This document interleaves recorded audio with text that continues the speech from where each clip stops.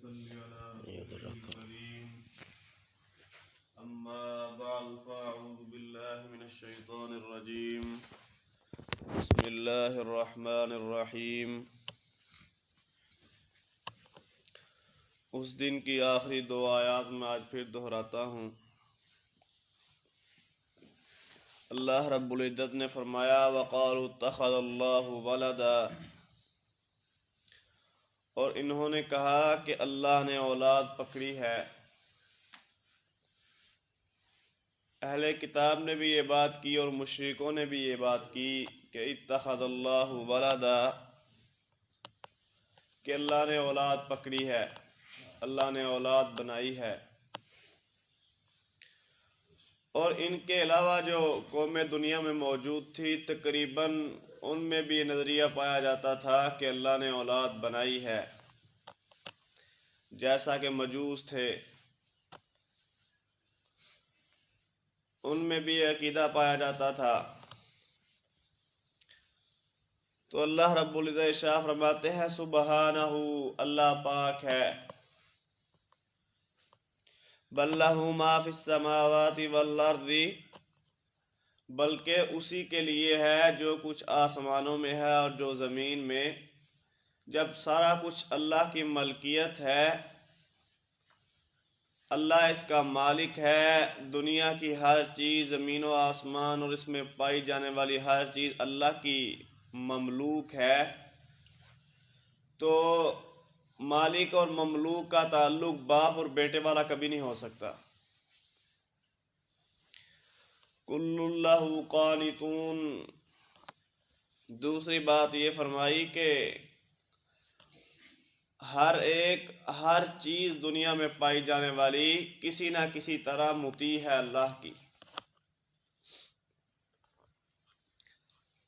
تو باپ بیٹے کا تعلق ہمیشہ ایسا نہیں ہوتا کہ بیٹا باپ کا مطیع ہی رہے۔ آگے فرمایا چوتھی دلیل دیتے ہوئے فرمایا بدیع السماوات والارض، اللہ زمین و آسمان کو بغیر نمونے کے پیدا کرنے والا ہے۔ جب اللہ زمین و آسمان کو اور اس میں پائی جانے والی چیزوں کا پہلا خالق ہے، بغیر نمونے کے پیدا کرنے والا ہے، تو جس کو تم اولاد بنا رہے ہو وہ بھی تو مخلوق ہے نا، وہ بھی اسی میں آتی ہے، اور اللہ میں اور اس میں مماثلت نہیں ہے، حالانکہ باپ اور بیٹے میں مماثلت ہوتی ہے۔ وَإِذَا قَضَى أَمْرًا فَإِنَّمَا يَقُولُ لَهُ كُن فَيَكُونُ، پانچویں دلیل دیتے ہوئے فرمایا جب وہ کسی معاملے کا فیصلہ کر لے تو صرف اور صرف وہ اس کے لیے یہ کہتا ہے کن ہو جا فیکون، تو وہ کام ہو جاتا ہے۔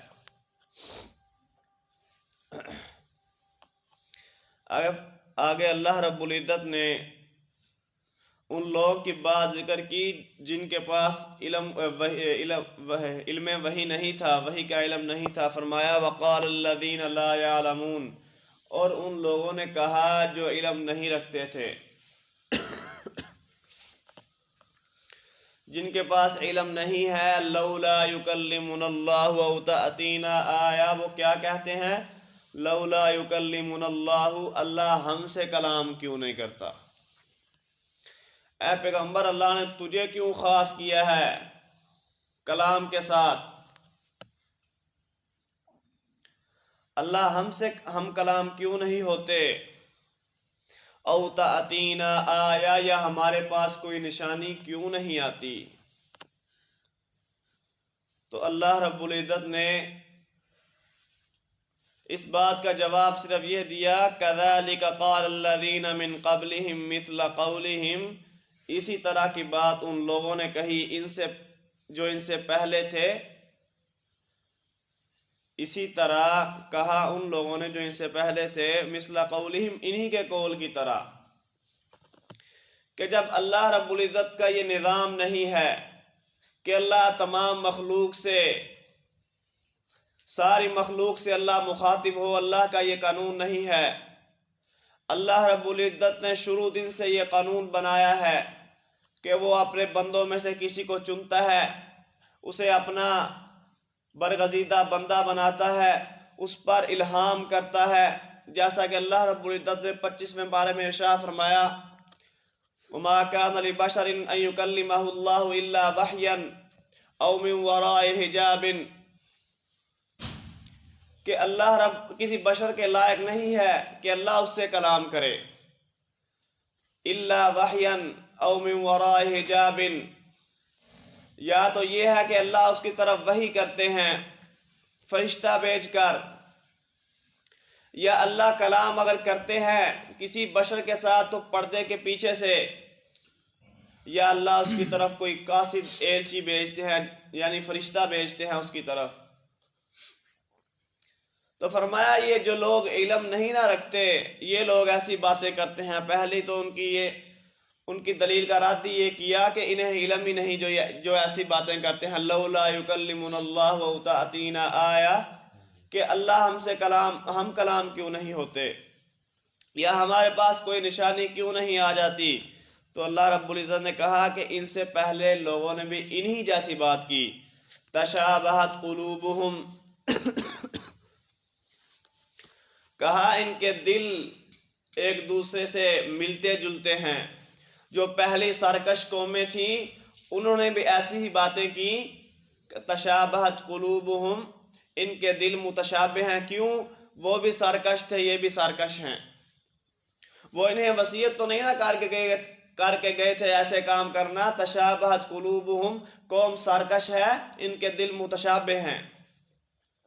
بعد میں فرمایا قد بینا الآیات لقوم یوقنون،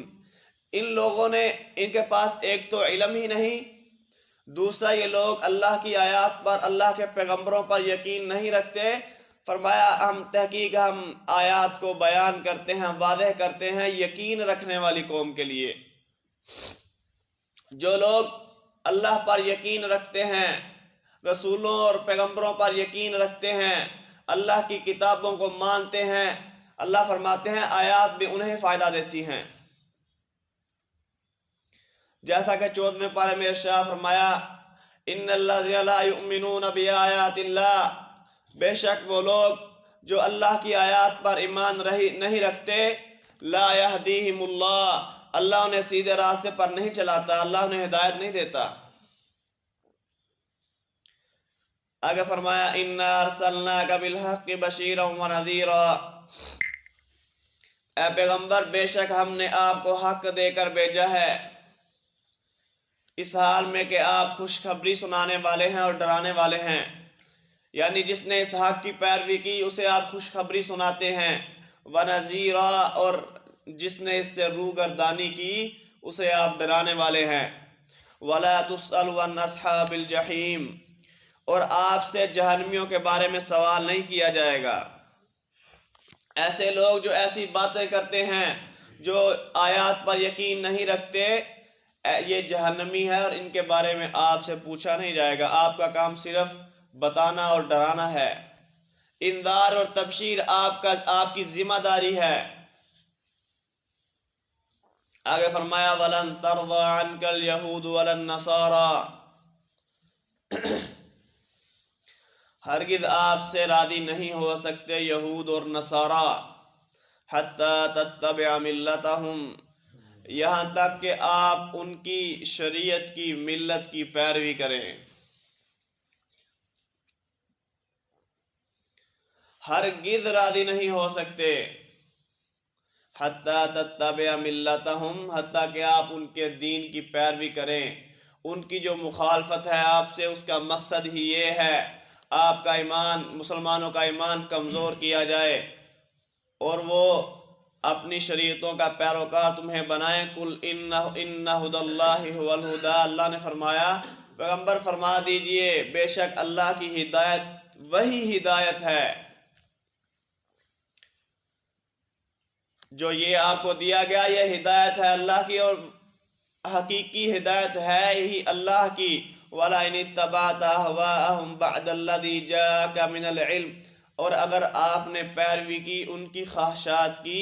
بعد الذی جاءک من العلم،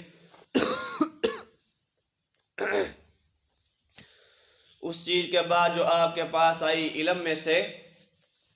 ما لک من اللہ من ولی ولا نصیر، تو نہیں ہوگا آپ کے لیے اللہ سے من ولی کوئی مددگار، کوئی بچانے والا، ولا نصیر اور نہ ہی کوئی مددگار ہوگا۔ اللہ رب العزت نے یہاں مسلمانوں کو گویا ڈرایا، فرمایا ان کی خواہشات کی پیروی نہیں کرنی، اور اگر کسی نے اس ہدایت کو چھوڑ کر ان کی پیروی کی تو ایسے شخص کو اللہ سے پھر بچانے والا اور مدد کرنے والا کوئی نہیں ہوگا۔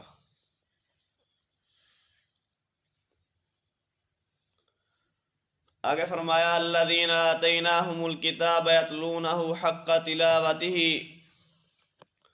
وہ لوگ جنہیں ہم نے کتاب دی، یتلونہ حق تلاوتہ،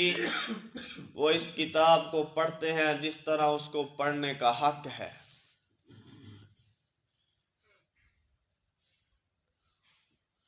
جن لوگوں کو کتاب ملی اور جنہوں نے انہیں اس کو پڑھا اس کے حق کی طرح، جس طرح اس کو پڑھنے کا حق تھا، اولئک یؤمنون بہ، یہی لوگ اس کتاب پر ایمان رکھنے والے ہیں۔ جنہوں نے اس کتاب کو اس کی تلاوت کا جس طرح حق تھا اس طرح پڑھا، اس کی تلاوت کی، اولئک یؤمنون بہ، اس قرآن مجید پر ایمان لانے والے، اس کو پڑھنے والے ہیں۔ ہر بندہ یہ دعویٰ کرتا ہے کہ وہ قرآن پر بڑا یقین رکھتا ہے۔ اللہ نے یہاں فرمایا اولئک یؤمنون بہ، اس کی تلاوت کرنے والے ہی اس پر حقیقی ایمان رکھنے والے ہیں۔ ومن یکفر بہ فاولئک هم الخاسرون، بس جس نے اس چیز کا انکار کیا پس یہی لوگ خسارہ پانے والے ہیں۔